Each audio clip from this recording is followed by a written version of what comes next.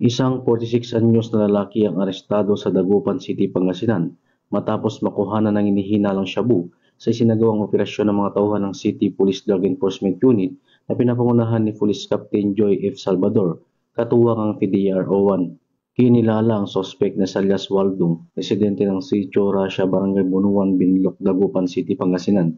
Ayon sa ulat ng pulisya, dakong alas 7 ng umaga hanggang alas 8:30 ng umaga, isinagawa ang operasyon sa bisa ng search warrant operation na inisyu ni Honorable Dorote G. Alarcio Padilla, Executive Judge ng RTC Dagupan City, Pangasinan. Nasamsam mula sa suspek ang 4 na piraso ng heat cell transparent plastic sachet na naglalaman ng hihinalang shabu na may kabuuan na timbang na 20 gramo at tinatayang halagang 136,000 pesos. Bukod dito, nakumpiska rin ang isang item na pouch, isang digital with skill at isang bundle ng mga empty plastic sachet. Matapos ang operasyon, isinagawa ang inventaryo at markings ng mga ebidensya sa presensya ng sospek at mga saksi. Dinala si Waldong sa Region 1 Medical Center para sa medikal na pagsusuri bago ibalik sa presinto para sa investigasyon.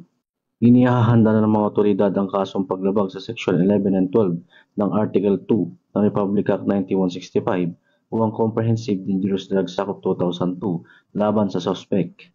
Mula dito sa Picadillo, Ilocos Region, ako po ang inyong Police News Network Correspondent, Patrolman Dennis Carenal, alagad ng batas, tagataguyod ng Balitang Pulis.